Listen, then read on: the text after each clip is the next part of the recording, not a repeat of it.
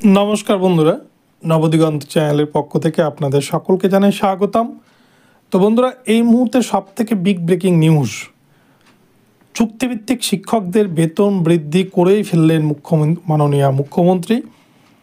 তো এবারে কোন কোন চুক্তিভিত্তিক শিক্ষকদের বেতন বৃদ্ধি করলেন তার বিস্তারিত আপডেট এই ভিডিওতে আপনারা পাবেন। আমি প্রথম থেকেই কিন্তু বলে আসছি 2026-এর বিধানসভা ভোটের আগেই চুক্তিভিত্তিকদের কিন্তু বেতন বৃদ্ধি করবেন এবং এই নিয়ে আমি কন্টিনিউ কিন্তু আপনাদের আপডেট দিয়ে আসছি।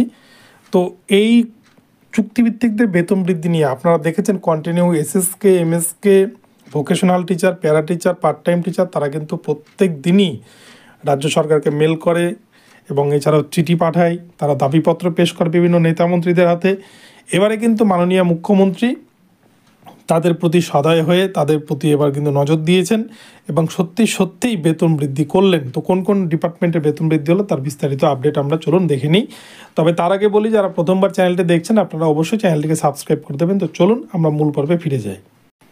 তো বন্ধুরা, আপনাদেরকে প্রথমেই বলি, এই মুহূর্তে সব থেকে যেটা বিগ ব্রেকিং নিউজ, আপনারা ইতিমধ্যে হয়তো অনেকেও পেয়েও গিয়েছেন, আবার অনেকে হয়তো জানেন না।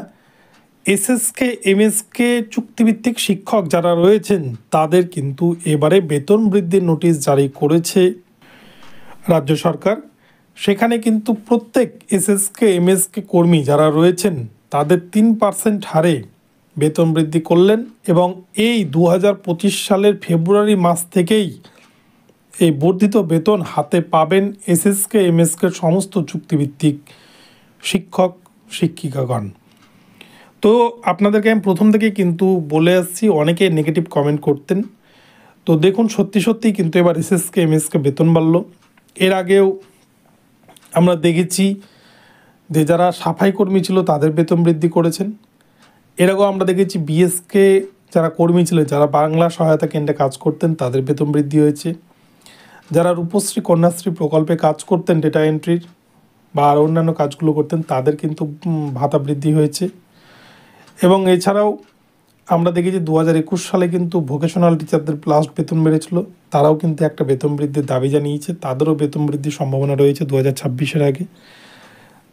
প্যারা টিচারদেরকে আমি প্রথম থেকে বলে আসছি, প্যারা টিচাররাও কিন্তু সবথেকে বেশি বর্তমানে লাগাতার আন্দোলন এবং তারা বিভিন্নভাবে কিন্তু বিভিন্ন কর্মসূচিতে অংশগ্রহণ করছেন, তারা কিন্তু বিভিন্নভাবে সরকারের নজরে আসার চেষ্টা করছেন এবং এই বেতন বৃদ্ধির বিষয়ে তারা কিন্তু সরকারকে বিভিন্নভাবে তারা নজরে আসতে চেয়েছেন। কিন্তু এখনও পর্যন্ত প্যারা টিচারদের জন্য কোনো রকমের কোনো আপডেট না থাকলেও এসএসকে, এমএসকে এরাও কিন্তু এক ধরনের চুক্তিভিত্তিক শিক্ষক, যাদের কিন্তু বেতন প্রায় প্যারা টিচারের বেতনের সমতুল্য না হলেও কাছাকাছি।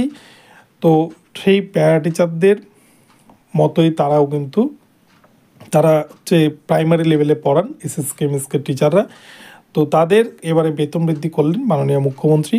তো আমি আপনাদের বলছি 2026-এর ভোটের আগে কিন্তু প্যারা টিচারদেরও বেতন বাড়বে এবং সব থেকে যে গুরুত্বপূর্ণ আরও একটা বিষয়, যে পার্ট টাইম টিচার, রাজ্যের যে সমস্ত পার্ট টাইম টিচার রয়েছে যারা রাজ্যের প্রতিটা স্কুলকে এখনও পর্যন্ত বাঁচিয়ে রেখেছে, তারা বিভিন্নভাবেই কিন্তু সরকারের বিভিন্ন যে কর্মসূচি, যেমন 21শে জুলাইয়ের কর্মসূচিতেও কিন্তু পার্ট টাইম টিচারদের যিনি সভাপতি, রাজ্য সভাপতি সমীর দেওঘরিয়া মহাশয়, তিনি কিন্তু তার টিম নিয়ে রাজ্যের সমস্ত পার্ট টাইম টিচারদের নিয়ে তিনি কিন্তু তৃণমূলের দলীয় পতাকা নিয়ে তারা কিন্তু সেখানে কলকাতায় উপস্থিত হয়েছিলেন।